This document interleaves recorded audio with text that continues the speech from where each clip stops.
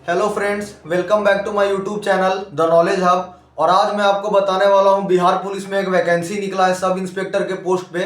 तो उसी के बारे में मैं आपको जानकारी दूंगा। सारा मैं आज आपको डिटेल बताने वाला हूं इस वीडियो में। आपको एग्जाम पैटर्न बताऊंगा, सिलेबस बताऊंगा क्या क्या आने वाला है, और लास्ट में आपको मैं इसका सैलरी का डिटेल बताऊंगा। तो आइए, जो भाई बहन वीडियो को देख रहे हैं आप चैनल को सब्सक्राइब कर ले, वीडियो को लाइक करें और ज्यादा से ज्यादा शेयर करें। तो आइए हम लोग बात करते हैं आज जो बिहार पुलिस ने जो वैकेंसी निकाला है बीपीएसएससी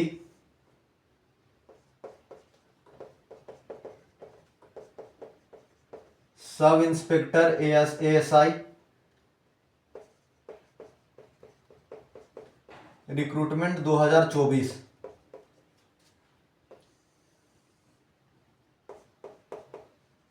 ये स्टेनो के पोस्ट पे वैकेंसी निकला है। बिहार पुलिस ने निकाला ये वैकेंसी सब इंस्पेक्टर के पोस्ट पे निकला है। तो आइए हम इसका बात करते हैं कब से एप्लीकेशन फॉर्म, इसका स्टार्ट डेट है।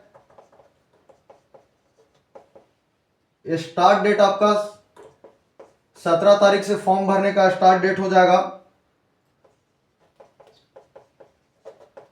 फॉर्म का लास्ट डेट आपका 17 जनवरी 2025 हो जाएगा।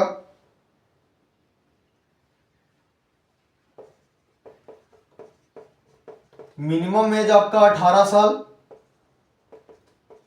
और मैक्सिमम एज आपका 25 साल हो गया। और मैं आपको बता देता हूं, जो जनरल, ओबीसी, ईडब्ल्यूएस और अदर स्टेट वाले लोग हैं उनके लिए फॉर्म का फी है 700, और जो एससी एसटी वाले लोग हैं उनके लिए है 400। और जो फीमेल कैंडिडेट है बिहार की, उनके लिए भी है 400। तो आपका ये जो फॉर्म है, स्टार्ट डेट आपका 17/12/2024 से इस फॉर्म भरने का डेट स्टार्ट हो जाएगा। लास्ट डेट आपका 17 जनवरी 2025 तक है। मिनिमम एज 18 साल है और मैक्सिमम एज 25 साल है। जनरल, ओबीसी, ईडब्ल्यूएस और अदर स्टेट वाले लोग के लिए 700 एग्जाम फॉर्म का फी है। एससी एसटी वाले लोग के लिए 400 और फीमेल कैंडिडेट के लिए जो बिहार की हैं उनके लिए 400। आइए मैं आपको बताता हूं कौन से पोस्ट पे निकला है और टोटल पोस्ट क्या है।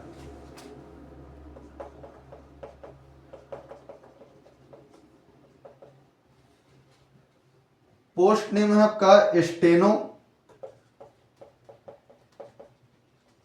Assistant sub inspector ASI.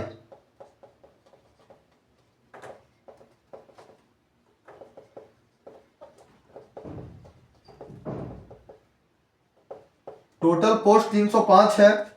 और मैं एलिजिबिलिटी बता देता हूं कौन कौन बच्चे फॉर्म भर सकते हैं। 10+2 वाले इस फॉर्म को भर सकते हैं, कोई भी बोर्ड से हो। जिन बच्चों का 10+2 कंप्लीट हो गया वो आप सब इंस्पेक्टर एएसआई का फॉर्म भर सकते हैं। Steno assistant sub inspector ASI का पोस्ट है। टोटल पोस्ट आपको इसमें 305 है। आइए मैं आपको इसके बाद बताता हूं, इसका एग्जाम पैटर्न बताता हूं। ये तो मैं आपको बता दिया पोस्ट और एलिजिबिलिटी। आइए मैं आपको बताता हूं इधर इसका एग्जाम पैटर्न, कितने मार्क्स का क्वेश्चन आता है, कितना पेपर होता है इसमें।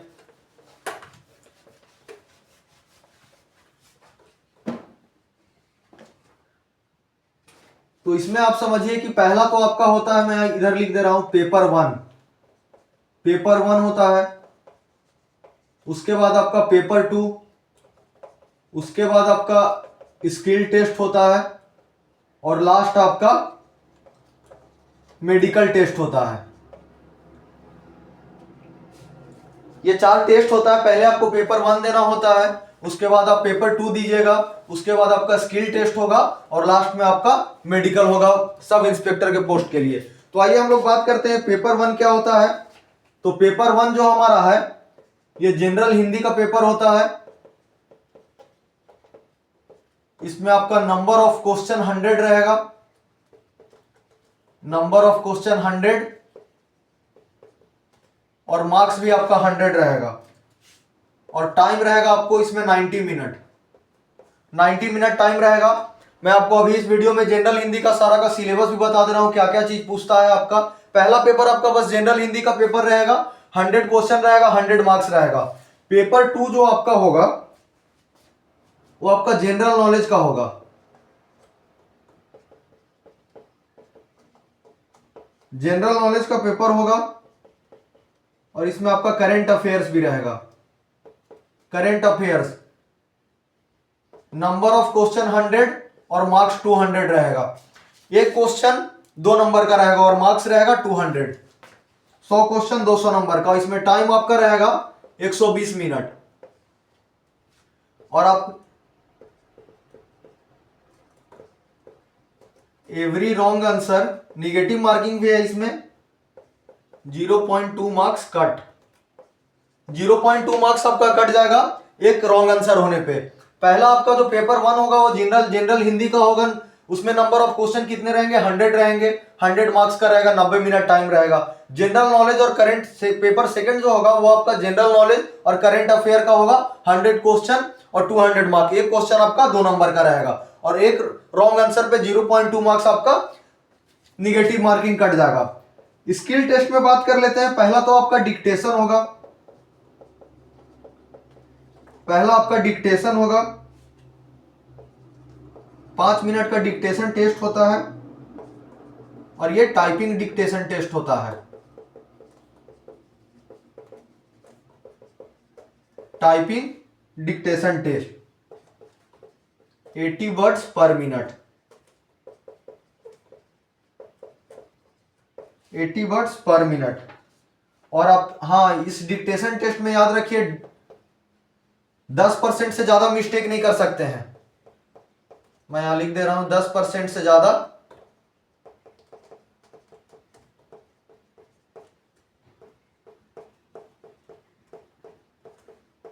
10% से ज्यादा मिस्टेक करिएगा आप तो आपका स्किल टेस्ट में सिलेक्शन, मतलब सिलेक्शन के आपका वहीं से प्रोसेस खत्म हो जाएगा।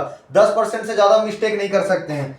नेक्स्ट बात करते हैं आपका डिक्टेशन के बाद, स्किल टेस्ट में ही डिक्टेशन के बाद आपका एक होता है typing test. Typing test, typing आपका हिंदी इंग्लिश दोनों में टाइपिंग टेस्ट होता है।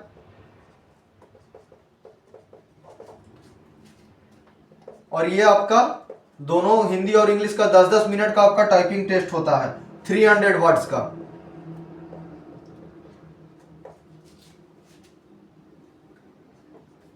इस टाइपिंग टेस्ट में हिंदी में 5% से ज्यादा गलती नहीं कर सकते हैं आप, और इंग्लिश में आप 10% से ज्यादा गलती नहीं कर सकते हैं। ये हुआ आपका जनरल हिंदी। मैं आपको ये तो आपको बता ही दिया, स्किल टेस्ट के बारे में बता दे रहा हूं। डिक्टेशन मैं फिर से समझा दे रहा हूं।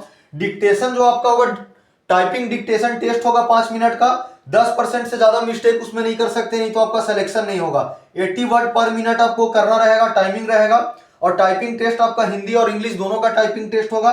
हिंदी में आप 5% से ज्यादा गलत नहीं कर सकते हैं और इंग्लिश में आप 10% से ज्यादा गलत नहीं कर सकते हैं। 10-10 मिनट का टाइम रहेगा, 300 वर्ड्स रहेगा। नेक्स्ट आपका स्किल टेस्ट में ही कंप्यूटर बेस्ड टेस्ट होता है। एक सेकेंड, मैं ऊपर रब कर दे रहा हूं।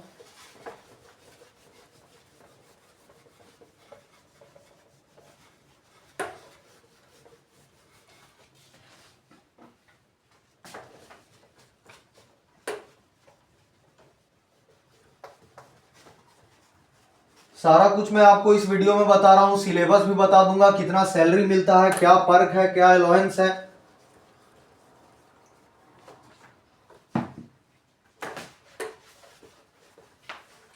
नेक्स्ट हम लोग बात करते हैं कंप्यूटर टेस्ट।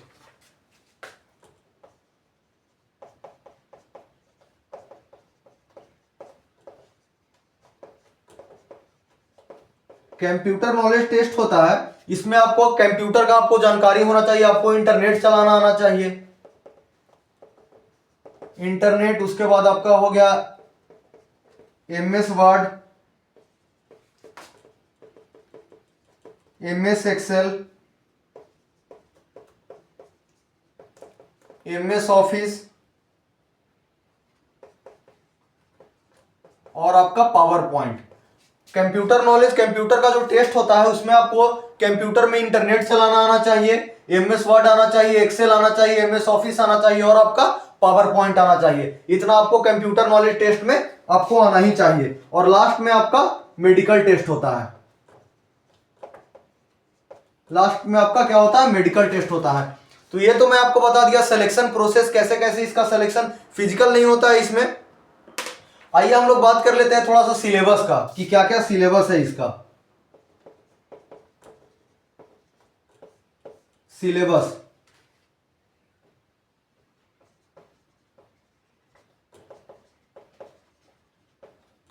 जनरल हिंदी का जो सिलेबस है उसमें पहले आपका आएगा वाचन कॉम्प्रिहेंशन, जिसको इंग्लिश में बोलते हैं हम लोग कॉम्प्रिहेंशन। नेक्स्ट आपका आएगा समास,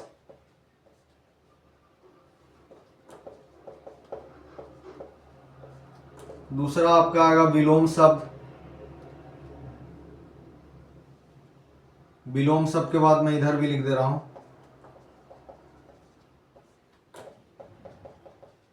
पर्यायवाची शब्द, श्रुति सुधार,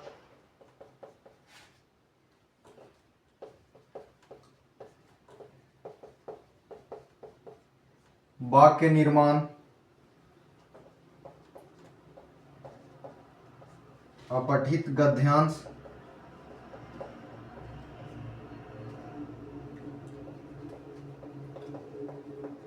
मुहावरे और लोकोक्तियां।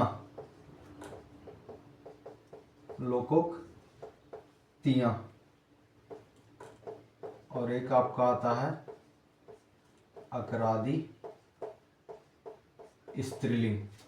देखिए जनरल हिंदी का जो 100 मार्क्स का जो क्वेश्चन आता है, जनरल हिंदी का देखिए सिलेबस क्या होता है। एक तो आपका वाचन हो गया, समास हो गया, विलोम शब्द हो गया, पर्यायवाची शब्द हो गया, श्रुति सुधार हो गया, वाक्य निर्माण हो गया, अपठित गद्यांश हो गया, मुहावरे और लोकोक्तियां हो गया, और लास्ट आपका अपराधी स्त्रीलिंग हो गया। ये तो आपका टॉपिक हो गया जनरल हिंदी का, जहां से आपका एक पेपर में क्वेश्चन आएगा। नेक्स्ट आइए हम लोग बात कर लेते हैं जनरल नॉलेज में कौन कौन से टॉपिक से क्वेश्चन आता है इसमें।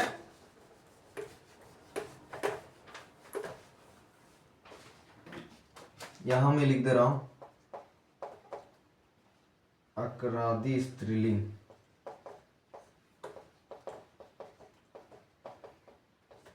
स्त्रीलिंग ये हमारा हो गया जनरल हिंदी का सिलेबस। जनरल नॉलेज में बात कर लेते हैं हम लोग।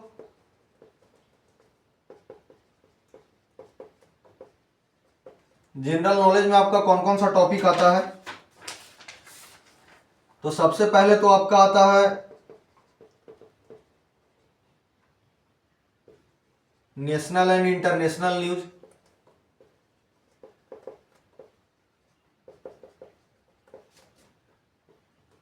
सेकंड आपका हो गया government scheme and policies.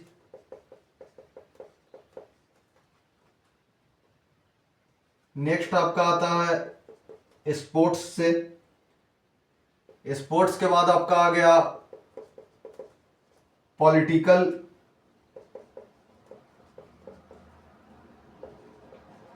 Political developments.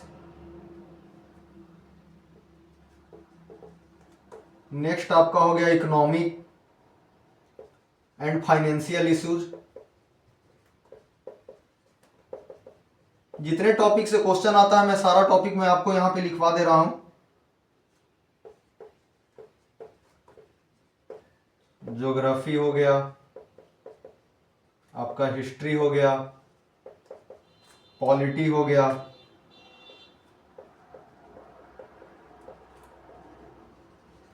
Environmental issues हो गया,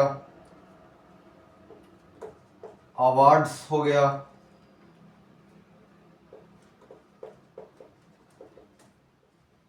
साइंस एंड टेक्नोलॉजी हो गया। नेक्स्ट आपका हो गया important days and events. Important days and events, और लास्ट आपका हो गया summits and conference. Summits and conference, ये तो आपका सिलेबस हो गया जनरल नॉलेज का। देख लीजिए आप सभी लोग, जनरल नॉलेज में क्या क्या सिलेबस आपका हो गया, कौन कौन से टॉपिक से क्वेश्चन आता है। तो पहला तो आपका हो गया नेशनल एंड इंटरनेशनल न्यूज आपको पढ़ना होगा। Government scheme and policies, government के जितने भी स्कीम और पॉलिसीज आते हैं उनसे क्वेश्चन आता है। आपका स्पोर्ट्स से क्वेश्चन आता है, पॉलिटिकल डेवलपमेंट से क्वेश्चन आता है, economic and financial issues, geography history polity पढ़ना होगा आपको, environmental issues, awards, science and technology, important days and event, summits and conference. Topic बहुत सारे हैं लेकिन क्वेश्चन समझिए कि आपका वन लाइनर क्वेश्चन ही आता है। तो ये आपका जनरल हिंदी का सिलेबस हो गया। और जो ये आपका जो 200 मार्क्स का पेपर है, पेपर नंबर 2, उसका मैं आपको सारा सिलेबस बता दिया। ये सारे टॉपिक पढ़ लीजिएगा तो आपका सिलेक्शन हो जाएगा। सारा वन लाइनर क्वेश्चन आता है, ज्यादा डीपली क्वेश्चन पूछता नहीं है, मतलब थोड़ा थोड़ा आप सारे टॉपिक देख लीजिएगा तो आपका सिलेक्शन हो जाएगा। नेक्स्ट हम लोग बात करते हैं सैलरी का,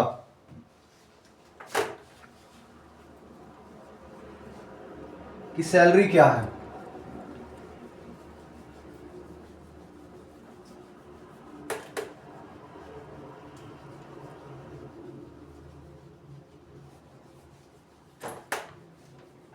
सारा डिटेल मैं आपको बता दे रहा हूं, कितना हाउस रेंट मिलता है, कितना व्हीकल का खर्चा मिलता है।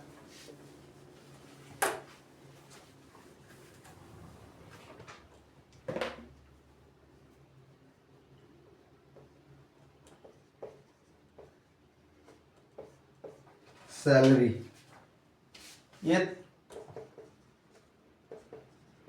पे लेवल 5 का ये जॉब है।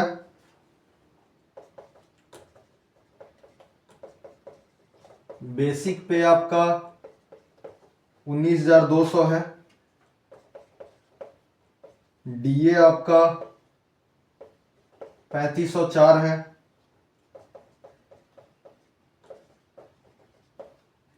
हाउस रेंट आपका 2,000 से लेकर 5,000 तक है,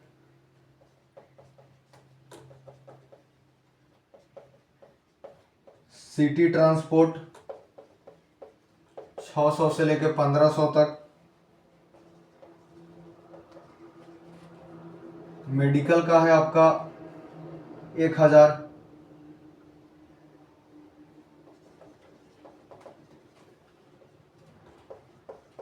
राशन का है 3,000,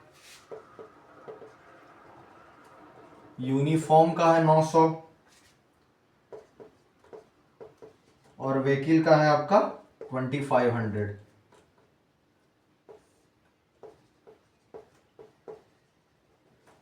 नेट सैलरी आपका हो जाता है इन हैंड 42,456 से लेके 46,276 रुपया तक। ये मैं आपको सारा डिटेल बता रहा हूँ सैलरी कैसे। एक मैं आपको बता दिया लेवल पे लेवल 5 का ये जॉब है। बेसिक पे आपका 29,200 रुपया है, डीए आपको 3,504 रुपया मिलेगा, हाउस रेंट 2,000 से लेकर 5,000 तक मिलेगा। जैसे आप बड़े शहर में रह रहे हैं तो आपका उसी हिसाब से रेंट मिलेगा, हाउस रेंट देगा। टीयर वाइज सिटी रहता है, जैसे शहर में आप हैं वैसा आपको रेंट मिलेगा। हाउस रेंट आपको 2,000 से 5,000 तक मिलेगा, सिटी ट्रांसपोर्ट का आपको 600 से 1,500 तक मिलेगा, मेडिकल का आपको 1,000 रुपया मिलेगा, राशन का आपको 3,000 मिलेगा और यूनिफॉर्म का 900 मिलेगा और व्हीकल का आपको 2,500 रुपया मिलेगा। तो नेट सैलरी आपका 42,000 से लेके आपका 46,000 रुपया तक आपका ये नेट सैलरी है, इन हैंड सैलरी है। तो ये मैं आपको सारा जानकारी दे दिया। जो बच्चे 10+2 कंप्लीट कर लिए वो जाके फॉर्म फिलअप करें। बहुत अच्छा मौका है, ज्यादा कुछ टफ क्वेश्चन रहता नहीं है, थोड़ा सा मेहनत करिएगा आपका एग्जाम निकल जाएगा। और मैं आपको सारा कुछ बता दिया इसमें। और मैं फिर से आप लोगों को बोलना चाहता हूं कि जो भाई बहन वीडियो को देख रहे हैं प्लीज चैनल को सब्सक्राइब कर ले, वीडियो को लाइक करें और ज्यादा से ज्यादा शेयर करें। जितना भी अपडेट आता रहेगा गवर्नमेंट जॉब को लेके, किसी भी जॉब को लेके, गवर्नमेंट जॉब, सारा कुछ मैं आपको जानकारी इस चैनल पे आपको देता रहूंगा। तो प्लीज मैं बार बार फिर से कह रहा हूं कि आप चैनल को सब्सक्राइब कर ले और ज्यादा से ज्यादा शेयर करें। Thank you.